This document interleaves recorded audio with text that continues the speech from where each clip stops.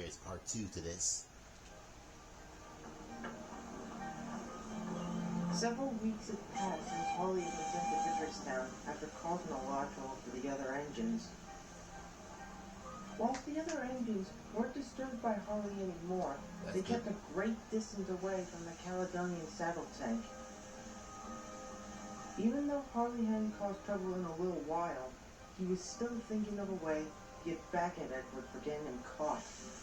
Yep, of course he is. Aside from that, things ran as normal. All the trains ran on time, the passengers weren't complaining, and everyone was feeling happy. All except for one, though. Who? One morning, Edward was in the sheds at Wellsworth waiting for his crew to arrive so he could get prepared for his first train of the day. Drew was in the sheds too. His crew was getting him ready for the day, but the little red tank engine was looking sad. Morning, Drew. What's the matter? I'm just thinking about Meg. May?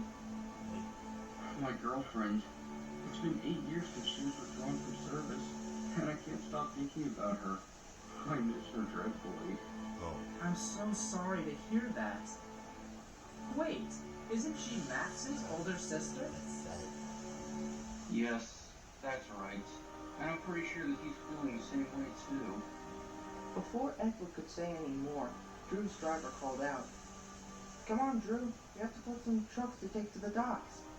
I better get going. I'll see you later, Edward.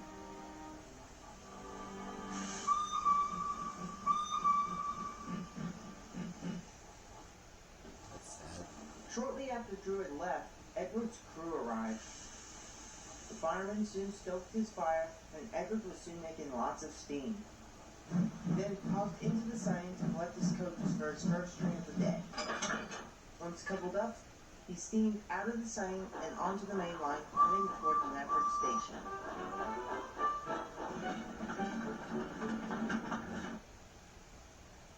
The big station was very busy when Edward arrived to pick up his passengers. There were big engines pumping in and out of the stations with their trains, and tank engines scampering around the yards looking for trucks to shunt. While Edward waited for his passengers to board, he was having a conversation with Henry, who was waiting for a free row back to the sheds after taking the flying kipper to the mainland.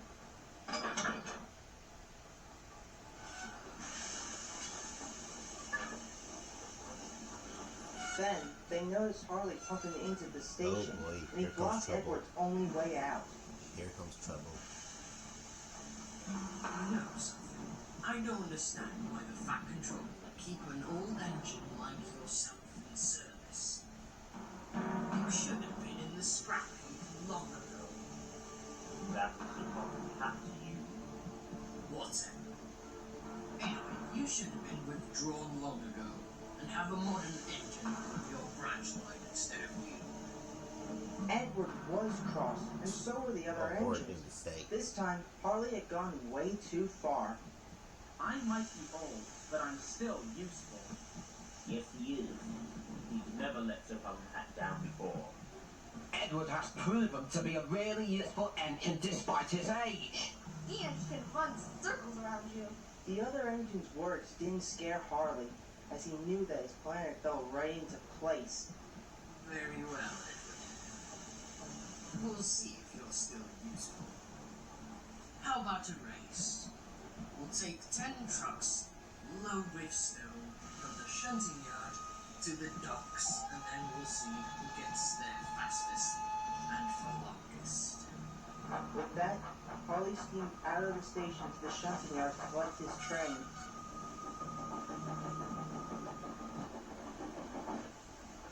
Edward was now very nervous. He knew he was an old engine and could get tired out really easily. I don't think I can win the race, honestly. I am an old engine, and I don't want to damage myself. You can beat him, Edward. You've beaten Spencer in a race before, so surely you could beat Harley.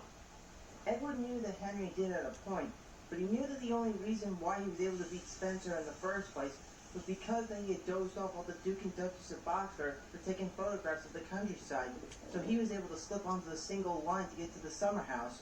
Yeah, Despite his doubts, the other engines had his full support. They all believed in him.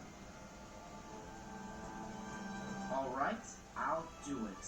I've outsmarted other engines before. Surely I can outsmart Harley. After Edward was done with all his Very work, Edward. he immediately began his training with the Scottish twins. They helped him by training him in the yards, and by the end of the day, Edward's training was completed. Dawn soon broke across the island of Sodor, as the engines all waited in the shunting yards for Harley. Some of the engines that could come came to see the race start. Around There he 8 is. o'clock, Harley arrived.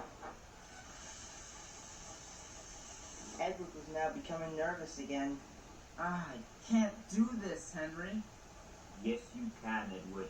You've proven to James Gordon and myself that despite your age, you can be a really useful engine, and you can prove that to Harley. The tracks were cleared for both Edward and Harley. Because there was only one set of 10 stone trucks, they had to split the train up into 5 trucks. Edward was pleased that the load wouldn't be as heavy as he thought, Yep. but he was still That's worried a all the relief. same. Yep, there's that.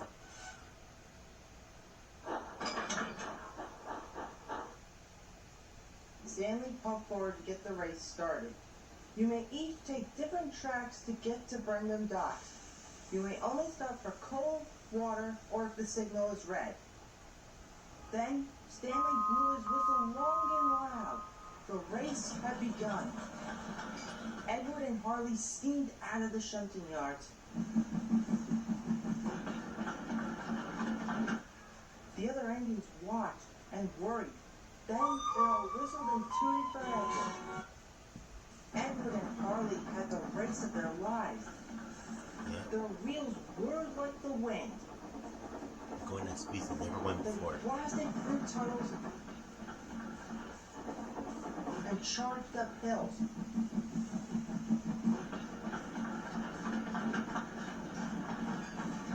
Harley steamed smugly ahead, thinking they had the race in the bag. Edward, on the other hand, was panting wearily behind. He was close behind Harley's brake van. He was tired, but he struggled on. As I thought. Old and useless. I've had enough of your teasing, and I want to win. Soon enough, Edward began to climb Gordon's Hill. His face was as red as James's paintwork, and his axle rods began to ache. I'm almost there. I'm almost there. I can do it. I can do it. I can. I've done it. Then there was trouble.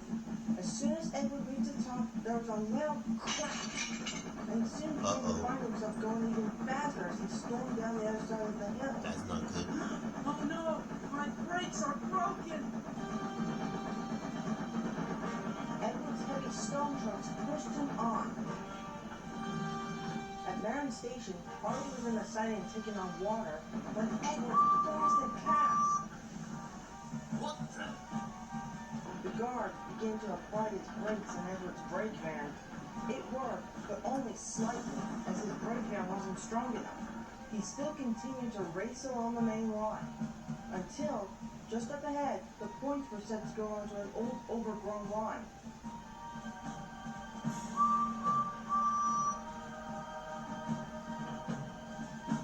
Oh dear. Before Edward knew it, he swerved onto the old line, and finally came to a stop. That's good. That's relief.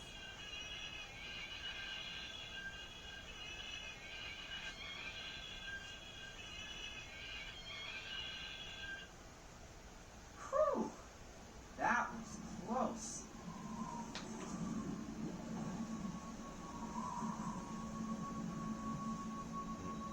Hang on, where are we? I'm not sure. Part he doesn't know about. Back the way we came. So let's just see if we can find another way out. Edward agreed. and he slowly but surely made his way down along the old line. He couldn't go too fast since his brakes weren't working. As they made their way along the old line, Edward was lost in his thoughts. Harley will be back at the shunting yards, and he'll be puffing with pride because he won the race, and the other engines will be wondering where I ended up. Suddenly, a voice broke through Edward's train of thought. Is anyone out there? Who said that? Who's there? Where are you? I'm over here.